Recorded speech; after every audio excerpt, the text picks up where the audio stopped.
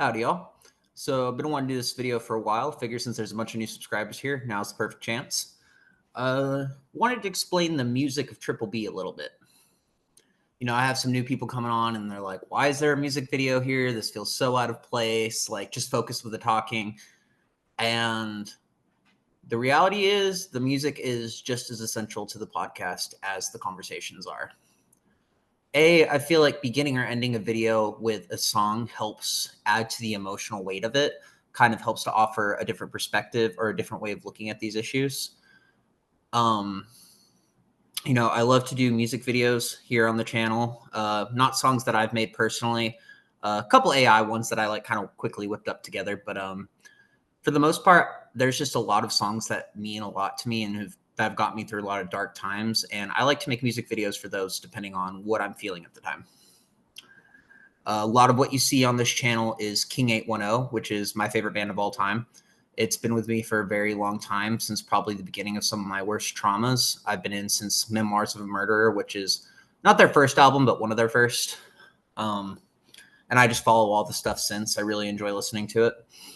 But the thing with King 810, it's kind of funny. The lead singer actually kind of helped me snap out of the Antifa stuff a little bit to an extent. Like, I credit a lot of people in a lot of instances with that, but this is something important to remember. The day before January 6th, Antifa pages, far left channels on Facebook, Instagram, they were all saying that conservatives were planning for a day of chaos. And they kept saying it over and over and over. And then when January 6th popped off, all those little messages for the day of chaos were mysteriously gone. So I set alarms for January 6th because I knew there was going to be something going down. And I wake up in the morning, could be misremembering, it might have been 9:30, something like that. But I turn on the TV, and the first thing I see is the lead singer of King 810 at the doors of the Capitol as they're making their way through the front door. And I'm just like, is that David Gunn? And I pause and I zoom in, and I'm just like looking at some of the updates online, and I'm like, that's my favorite singer. You know, him and Tom McDonald, those are my two. So I was just like, what the hell?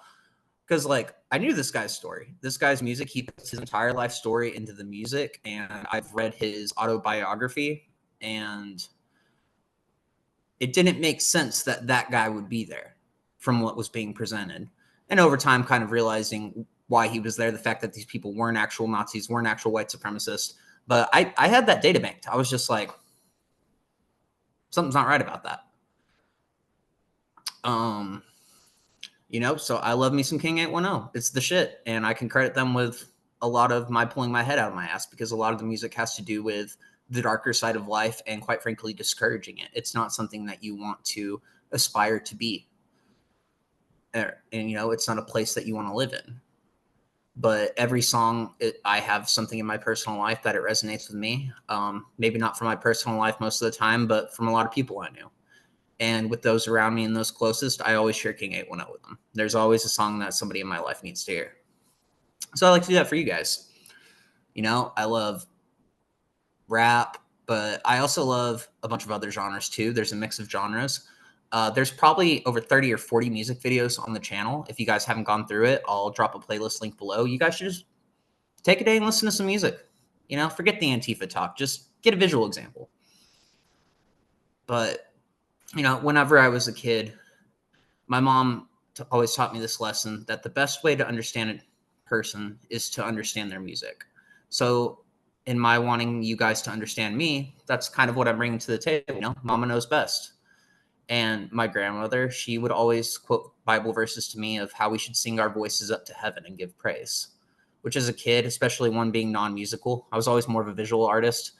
I was always just like, I'm sure God will forgive me if I don't sing. But with some of these music videos, no, I do like to sing to God through them. Even though it's not my voice, I'm still trying to carry their voices up to heaven, you know? Had some gospel songs on here, have some that are a little more Christian leaning, because we should give praise through music. I really believe that. I would say another big inspiration for me really wanting to take this path of music would be the video game The Legend of Zelda.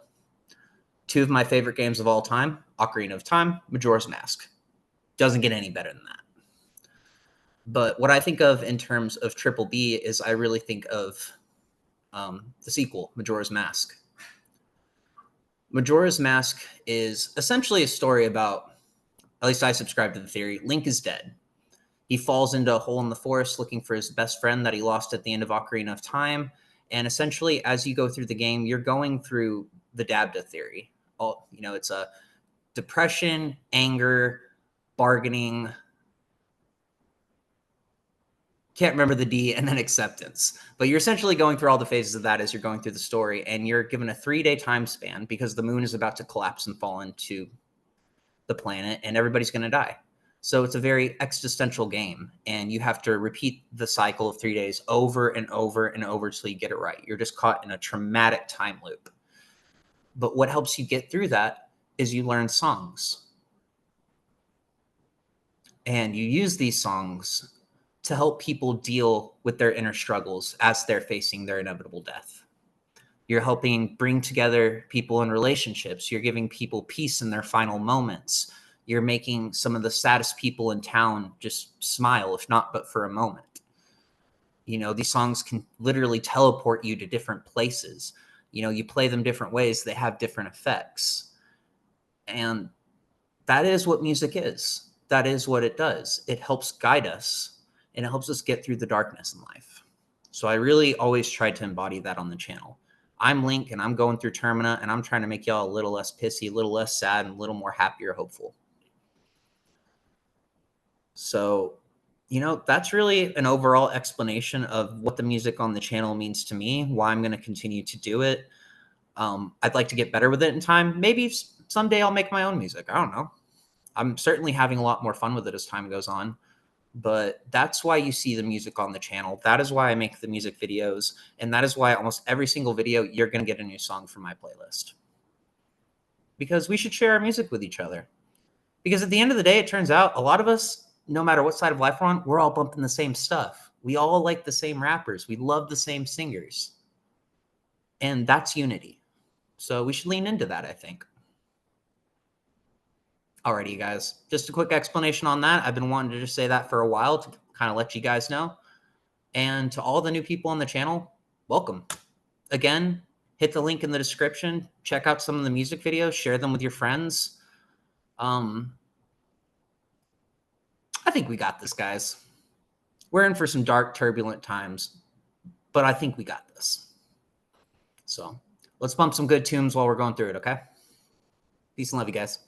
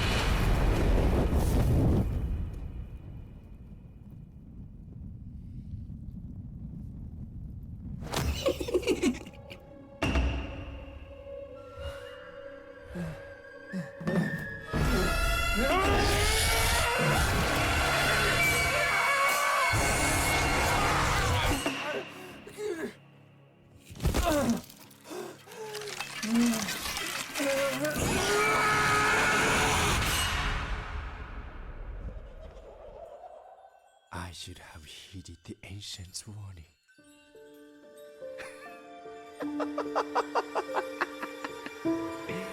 Nothing can withstand its power.